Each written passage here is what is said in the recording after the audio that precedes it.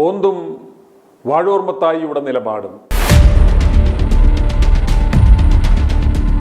വരാലു തോമ വാഴൂർമത്തായിക്ക് എഴുതിയ ലേഖനത്തിൽ ഇപ്രകാരം പറയുന്നു: നിങ്ങൾ കാറ്റിനൊത്ത് തൂറ്റുവിൻ, സ്വർഗരാജ്യം പ്രാപിച്ചില്ലെങ്കിലും മാമോന്റെ രാജ്യം നിങ്ങൾക്കുള്ളത്.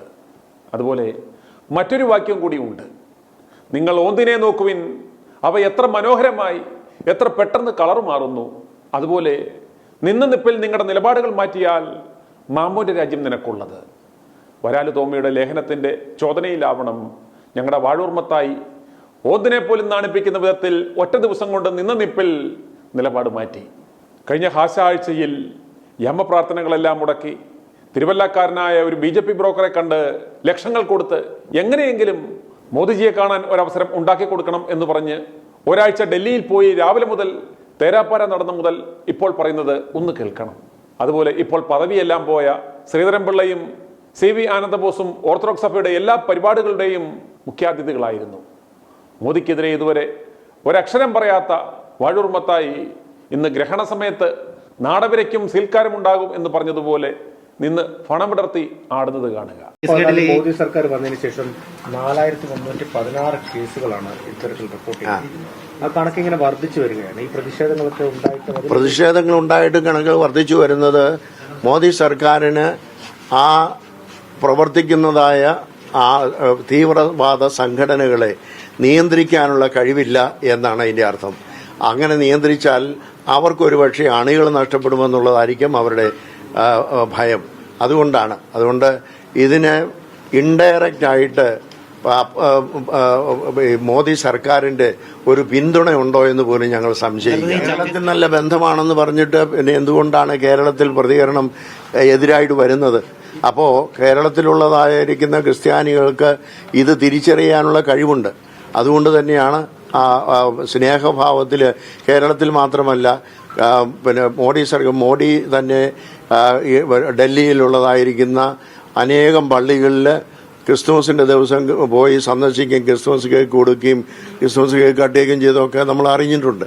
പണ്ട് കേരളത്തിൽ മാത്രമല്ല എല്ലായിടത്തും ചെയ്യുന്നുണ്ട്. അങ്ങനെ ഒരു വശത്തൂടെ പ്രീണനവും മറുവശത്തൂടെ പീഡനവും നടത്തുന്നത് അത് ഇരു തോണി ചവിട്ടുന്നത് പോലെയുള്ള സംരംഭമാണ്. അത് സഭയ്ക്ക് സ്വീകരിക്കാനായിട്ട് തയ്യാറാകുന്നത്. മോദി സർക്കാർ വന്നതിന് ശേഷം 4316 കേസുകളാണ് ഇത്തരത്തിൽ റിപ്പോർട്ട് ചെയ്തത്. ആ കണക്ക് ഇങ്ങനെ വർദ്ധിച്ചു വരികയാണ്. ഈ പ്രതിഷേധങ്ങൾ ഉണ്ടായിട്ട് കണക്ക് വർദ്ധിച്ചു വരുന്നത് മോദി സർക്കാരിന് ആ പ്രവർത്തിക്കുന്നതായ ആ തീവ്രവാദ സംഘടനകളെ നിയന്ത്രിക്കാനുള്ള കഴിവില്ല എന്നാണ് അതിന്റെ അർത്ഥം. അങ്ങനെ നിയന്ത്രിച്ചാൽ അവർക്കൊരു പക്ഷേ അണികൾ നഷ്ടപ്പെടുമെന്നുള്ളതായിരിക്കും അവരുടെ ഭയം. അതുകൊണ്ട് ഇതിന് ഇൻഡയറക്റ്റ് ആയിട്ട് മോദി സർക്കാരിന്റെ ഒരു പിന്തുണ ഉണ്ടോ എന്ന് പോലും ഞങ്ങൾ സംശയിക്കുന്നു. ഛത്തീസ്ഗഡിലെ ഏറെ വർഷങ്ങൾക്ക് മുമ്പ് മുതലേ ഈ ന്യൂനപക്ഷങ്ങൾക്ക് നേരെ ആക്രമണങ്ങൾ നടക്കുന്നുണ്ട്. അവിടെ BJP സർക്കാർ വന്നിട്ട് ലാസ്റ്റ് 2 വർഷമായിട്ടുള്ളൂ. മുമ്പ് കോൺഗ്രസ് ഒക്കെ ആയിരുന്നു ഭരിച്ചിരുന്നത്. ആ സമയത്തും ആക്രമണങ്ങളൊക്കെ നടക്കുന്നുണ്ടായിരുന്നു. ഞങ്ങൾ പറഞ്ഞല്ലോ, അതാണ് ഏത് സർക്കാർ ഏത് പക്ഷം എന്നുള്ളതല്ല ഞങ്ങളുടെ കാര്യം. ഇത് ഭരണകൂടം ഏത് ഭരണകൂടം എന്നുള്ളതല്ല. അതേ സമയത്ത് മതസ്വാതന്ത്ര്യത്തിനെതിരായി ഏത് ഭരണകൂടം പ്രവർത്തിച്ചാലും അത് പ്രതിഷേധാർഹമാണ്. അതിനുള്ളതായിരിക്കുന്ന ഞങ്ങളുടെ പ്രതിഷേധമാണ് രേഖപ്പെടുത്തുന്നത്. വാഴൂർമത്തായിക്കും പാർട്ടിക്കും നോർത്ത് ഇന്ത്യയിൽ ഒരൊറ്റ മഠങ്ങളുമില്ല. കേരളത്തിൽ പോലും അധികം മഠങ്ങളില്ല. കാരണം ഒരൊറ്റ പെണ്ണുങ്ങളെയും കിട്ടാനില്ല. ഉള്ള മഠങ്ങളാകട്ടെ പൂട്ടിക്കെട്ടാൻ നോക്കുകയാണ്. അതുപോലെ ഈ മുന്നിൽ നിൽക്കുന്ന ആ മുതലിനെ കാണുക. തിരുവനന്തപുരത്തെ സഖാവ് മിത്രാനാണ്. പാർട്ടിക്ക് ചുമരെഴുതാനും പോസ്റ്റർ ഒട്ടിക്കാനും വരെ പോകുന്ന സഖാവാണ്. ഇയാളുടെ അധീനതയിലുള്ള മഠങ്ങളിൽ ആകെയുള്ളത് 3-4 പ്രായമായ മഠത്തലമ്മമാരാണ്.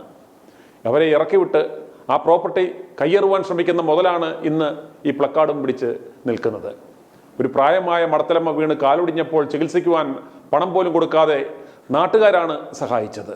അതുപോലെ പറമ്പിലൊരു തേങ്ങ വീണതെടുത്ത മഠത്തലമ്മയെ തെറിവിളിച്ച മഹാനായ ഒരു മെത്രാനാണ് ഇയാൾ. അതുപോലെ ലീലാമ്മ എന്ന മക്കളില്ലാത്ത ഒരു വൃദ്ധദമ്പതികളുടെ ഏക്കർ കണക്കിന് കോടിക്കണക്കിന് രൂപ വില വരുന്ന സ്വത്ത് തട്ടിയെടുത്ത ഒരു കള്ളനാണ് ഈ നിൽക്കുന്നയാൾ. ഇന്ന് കണ്ടോ, കത്തോലിക്ക സഭയ്ക്ക് ഐക്യദാർഢ്യവുമായി ഇറങ്ങിയിരിക്കുകയാണ്. എല്ലാം പറ്റിയ മുതലല്ലേ? നാളെ മോദി ഒന്ന് കടുപ്പിച്ചാൽ ഓടിച്ചെന്ന് കുനിഞ്ഞു നിൽക്കുന്ന മുതലുകളാണ് ഈ വാവു ദിവസത്തിൽ പണം വിടർത്തി ആടുന്നത്. അടുത്ത തവണ കേക്ക് തിന്നുവാൻ മുൻപന്തിയിൽ ഞങ്ങളുടെ വാഴൂർ മത്തായിയെ നിങ്ങൾക്ക് കാണാം. കാരണം പേടിക്കുവാൻ മത്തായിക്ക് ഒരുപാടുണ്ട്, ഒരുപാട്. i2i News, an eye for truth. i2i News subscribe ചെയ്തിട്ടില്ലാത്തവർ ഇപ്പോൾ തന്നെ സബ്സ്ക്രൈബ് ചെയ്യുക. നോട്ടിഫിക്കേഷൻ ലഭിക്കുവാൻ ബെൽ ബട്ടണും അമർത്തുക.